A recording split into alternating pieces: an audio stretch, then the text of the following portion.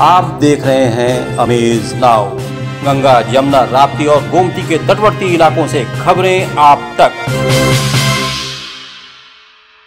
नमस्कार, सत्य घटना के नए अंक के साथ मैं सुगंधा। शुरुआत करते हैं आज की मुख्य घटनाओं से। दीनदयाल उपाध्याय गोरखपुर विश्वविद्यालय की कैंटीन में चली गोली, विश्वविद्यालय में फैली सनसनी। रेलवे बस स्टैंड और उसके आसपास क्षेत्र के ट्रैफिक बंदोबस्त और जाम की समस्या का निरीक्षण करने पहुंचे एडीजी जोन अखिल कुमार। पीपीगंज थाना क्षेत्र में बुजुर्ग की गला रेत कर हुई हत्या का पुलिस ने किया खुलासा। बांसगांव के ग्रामीणों ने कोटेदार पर राशन न देने का लगाया आरोप। और यूपी बोर्ड इंटरमीडिएट के इंग्लिश का पेपर लीक होने से छात्रों में आक्रोश। और अब सत्य घटना विस्तार। गोरखपुर के पंडित दीनदयाल उपाध्याय गोरखपुर विश्वविद्यालय की कैंटीन में गोली चलने से विश्वविद्यालय में सनसनी फैल गई। गोली कैंटीन की छत की दीवार पर लगी और कोई हताहत तो नहीं हुआ, लेकिन इस बीच अफरा तफरी मची रही। सूचना पाकर गोरखपुर विश्वविद्यालय के मजिस्ट्रेट समेत पुलिस भी मौके पर पहुंची और मामले की जांच में जुट गई। पुलिस कैंटीन में लगे सीसीटीवी कैमरे के सहारे गोली चलाने वाले की तलाश में जुटी हुई है, लेकिन अभी तक इस मामले में पुलिस कुछ भी कहने से बच रही है।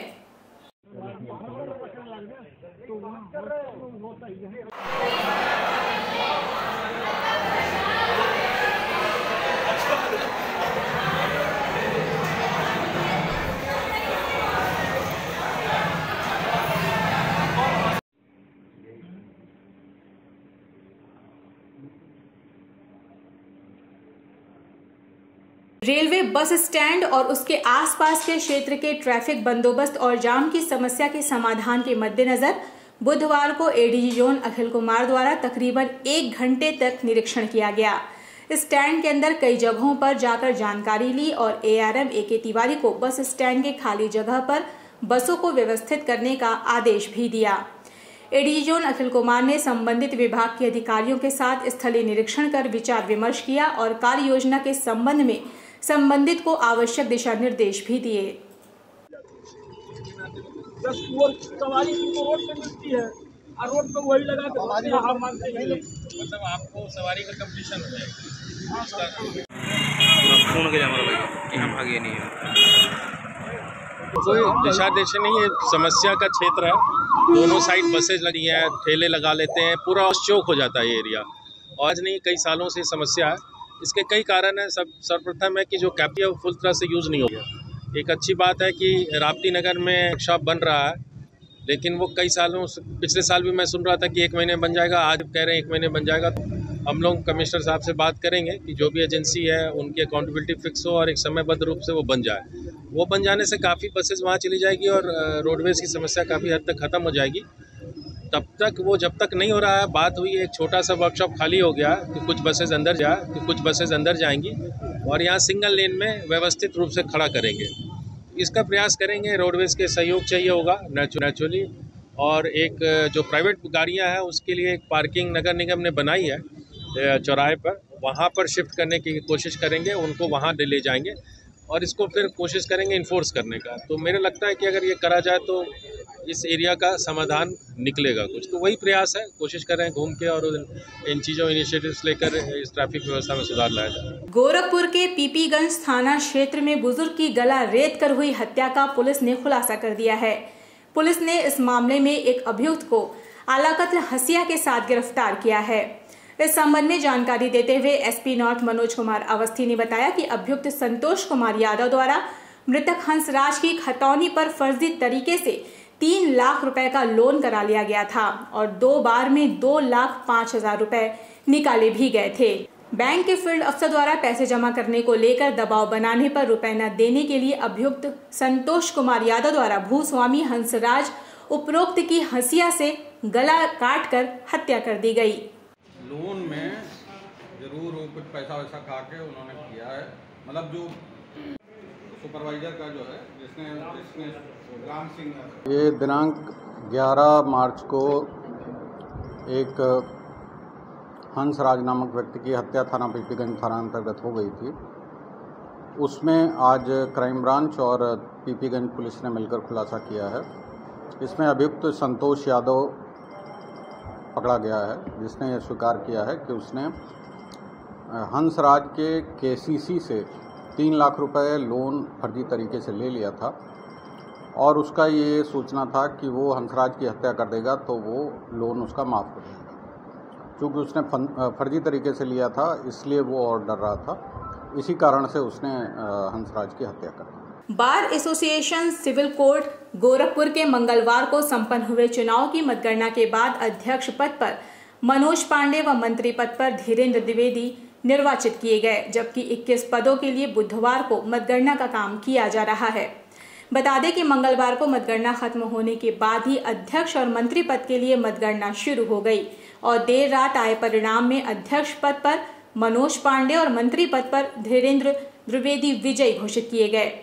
जीत के बाद लोगों से मिल रहे हरीश द्विवेदी ने कहा कि अधिवक्ताओं के अधिकार और सम्मान के लिए उनका प्रयास निरंतर चलेगा।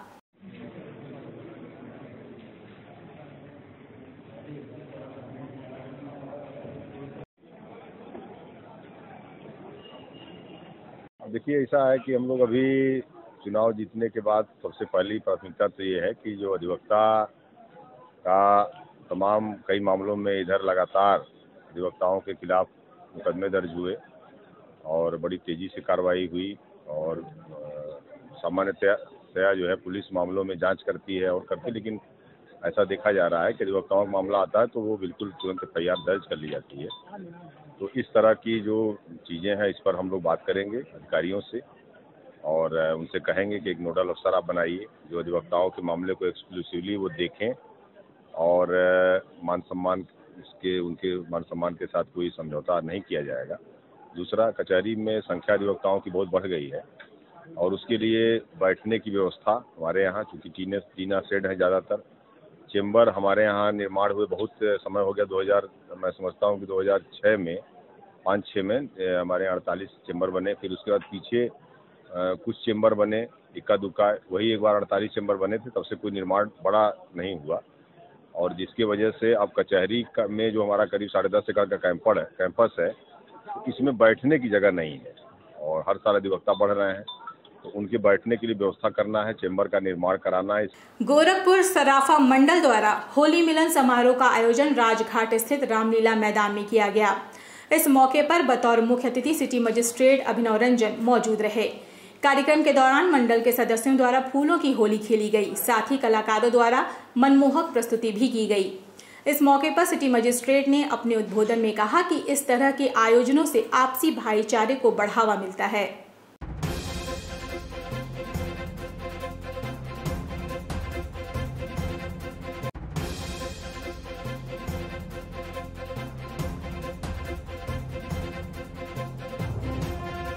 बहुत ही गर्व का अवसर है कि आज लगातार 3रे वर्ष मुझे यहाँ आने का और आपके कार्यक्रम में प्रतिभाग करने का अवसर प्राप्त हुआ है और हर बार होली के त्यौहार में बहुत ही हर्षोल्लास से हम लोग मनाते हैं। आप सभी का सहयोग, सराफा मंडल के सभी लोग, इसके अलावा और भी जो त्यौहार होते हैं उसमें यहाँ की स्थानीय रामलीला कमेटी का सहयोग। दक्षिणांचल स्थित बांस गांव के ग्रामीणों ने कोटेदार के खिलाफ राशन न बांटने का आरोप लगाते हुए तहसील परिसर में सैकड़ों की संख्या में इकट्ठा होकर धरना प्रदर्शन किया। ग्रामीणों ने आरोप लगाया है कि 5 महीने के पहले से कोटेदार गांव में जाकर घर घर लोगों से बायोमेट्रिक अंगूठा लगवा लेते हैं और राशन देने का आश्वासन देकर चले जाते हैं, परंतु राशन नहीं देते हैं। ग्रामीणों द्वारा दुकान पर जाकर राशन मांगने पर उन्हें वापस लौटा दिया जाता है। ग्रामीणों ने बताया कि इसकी सूचना लिखित रूप से इससे पहले उप जिलाधिकारी बांसगांव, जिलाधिकारी गोरखपुर व मुख्यमंत्री पोर्टल पर भी दर्ज कराई गई है, परंतु कोई कार्रवाई नहीं हुई।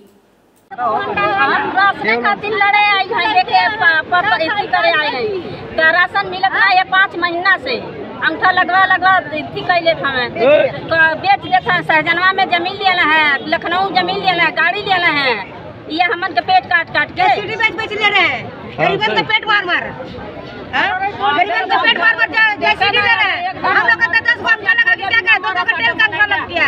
आपका प्रधान क्या करता है? प्रधान तो कुछ भी नहीं कर रहा, प्रधान हाथ पर हाथ लेकर बैठा हुआ है। हम लोग प्रधान नहीं देखता है, हम लोग प्रधान नहीं है। प्रधान कौन है? परफॉर्मेंस ग्रांट के तहत चयनित ग्राम पंचायत नारायणपुर में जिलाधिकारी गोरखपुर के नेतृत्व में चौपाल कार्यक्रम का आयोजन हुआ। जिलाधिकारी विजय किरण आनंद और मुख्य विकास अधिकारी इंद्रजीत सिंह ने प्राथमिक विद्यालय का निरीक्षण किया। बुधवार को उरवा ब्लॉक के परफॉर्मेंस ग्रांट का दर्जा प्राप्त ग्राम सभा नारायणपुर में जिलाधिकारी विजय किरण आनंद के शासकीय योजनाओं के भौतिक सत्यापन एवं अनुश्रवण हेतु, जिसमें ग्राम सभा की जनता द्वारा आवास, राशन कार्ड, नाली, सड़क, किसान सम्मान निधि, जलापूर्ति, शौचालय, बिजली संबंधी शिकायतों के निस्तारण एवं नए निर्माण के लिए तकरीबन 20 प्रार्थना पत्र सौंपा गया, जिसमें सबसे अधिक आवास के लिए लोगों ने प्रार्थना पत्र दिया। और ग्राम सभा की चकबंदी की सबसे जटिल समस्या है, क्योंकि पानी की सप्लाई के लिए 3 से 4 इंच पाइप डाले गए हैं, जिसमें पानी चालू होते ही पाइप फट जा रही है। लोगों को शुद्ध पेयजल नहीं मिल पा रहा है। इस बात की जिलाधिकारी से ग्रामीणों ने शिकायत की। जिलाधिकारी ने जल निगम अधिकारी को निर्देशित करते हुए कहा कि जल निगम के अधिकारी द्वारा जल्द से जल्द काम को पूरा कराकर पेयजल की सप्लाई शुरू करवाई जाए।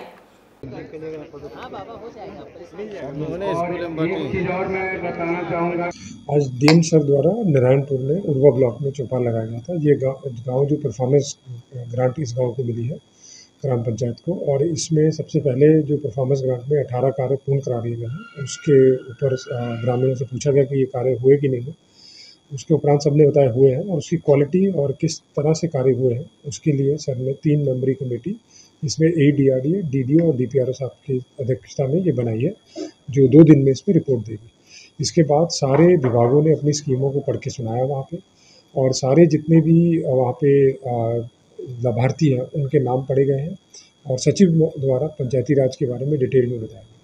और इसमें अलग अलग तरह के शिकायती प्रार्थना पत्र जो मिले हैं उसका IGRS में चढ़ाकर निस्तारण कराया गया। बुधवार को द्वितीय पाली में होने वाली यूपी बोर्ड की इंटरमीडिएट परीक्षा में इंग्लिश का पेपर लीक होने का मामला सामने आया है। पेपर लीक होने की सूचना मिलते ही माध्यमिक शिक्षा परिषद ने 24 जनपदों में परीक्षा को निरस्त कर दिया, जिसमें गोरखपुर भी शामिल है। परीक्षा निरस्त होने की जानकारी मिलते ही छात्र छात्राओं में आक्रोश फैल गया। उन्होंने कहा कि उनकी तैयारियां बेकार जा रही हैं।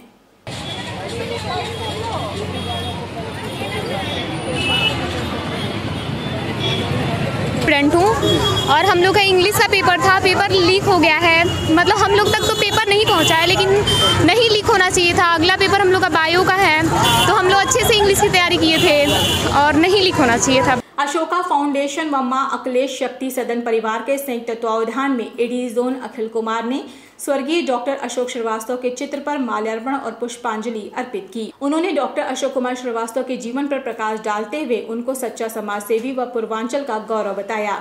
आपको बता दें कि डॉक्टर अशोक कुमार श्रीवास्तव ने गोरखपुर और आसपास के इलाके में बहुत ही कम समय में एक समाजसेवी के रूप में अपनी ख्याति बढ़ा ली थी।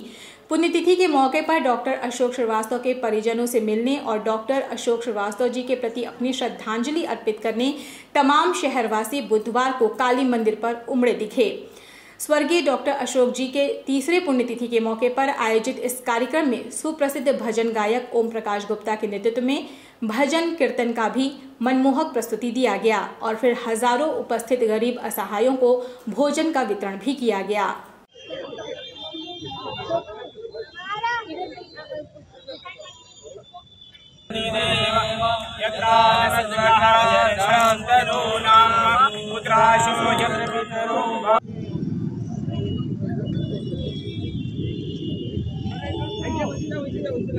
डॉक्टर अशोक कुमार श्रीवास्तव के 3य पुण्यतिथि पर श्रद्धांजलि सभा, गरीबों को वस्त्र वितरण एवं दीन दुखियों और तमाम निचले तबके के लोगों का निःशुल्क भोजन भंडारे, विशाल भंडारे के रूप में आयोजित किया गया है। डॉक्टर अशोक कुमार श्रीवास्तव समाज के लिए एक प्रेरणा थे और हमारे परिवार के लिए भी प्रेरणा थे। वो समाज के चतुर्दिक विकास और परिवार के चतुर्दिक विकास पर सही दिशा पर सकारात्मक कार्य करते थे, जिसे लोग आज भी याद करते हैं।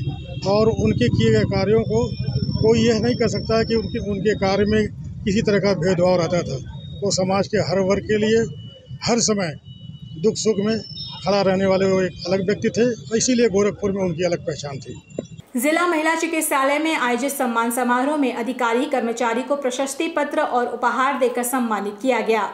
बता दें कि चिकित्सालय को वर्ष 2019 से 2020 में NQAS और कायाकल्प अवार्ड प्राप्त हुआ था। मुख्य चिकित्साधिकारी डॉक्टर आशुतोष दुबे ने कहा कि चिकित्सालय की सुविधाओं को उत्कृष्ट बनाने में अधिकारी एवं कर्मचारियों की सराहनीय भूमिका रही है। इससे मरीजों को मिलने वाली सुविधाओं में काफी इजाफा होगा। इसके लिए सभी बधाई के पात्र हैं।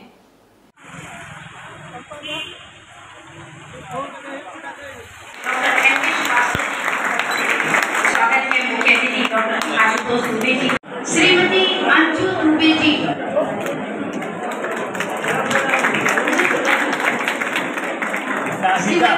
आज जिला महिला चिकित्सालय गोरखपुर को कायाकल्प, जो भारत सरकार की एक महत्वाकांक्षी योजना है, जिसके अपने काफ़ी कठोर मानक होते हैं, उन मानकों के आधार पर किसी चिकित्सालय की गुणवत्ता का निर्धारण किया जाता है। और ये हम सब लोगों के लिए गौरव की बात है कि हमारे गोरखपुर चिकित्सालय का जिला महिला चिकित्सालय जो है हमारा क्वालिटी एश्योरेंस में भी है और कायाकल्प का भी उसको पुरस्कार मिला।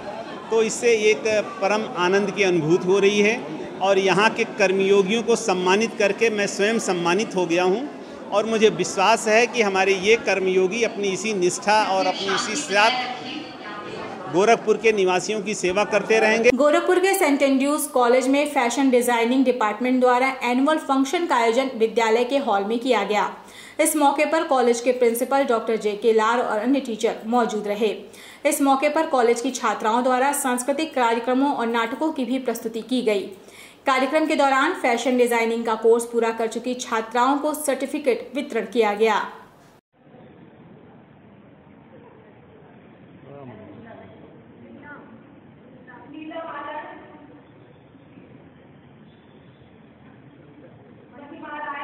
सत्य घटना में ये थी अब तक की खबरें। तेज सटीक और ताज़ी घटनाओं को जानने के लिए जुड़े रहें अमेज नाउ के Facebook page, YouTube channel, web portal से।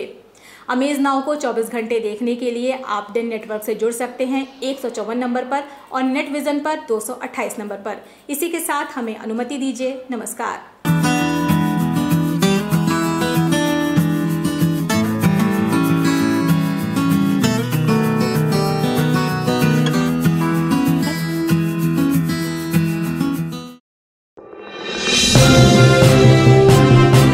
आप देख रहे हैं अमेज नाउ।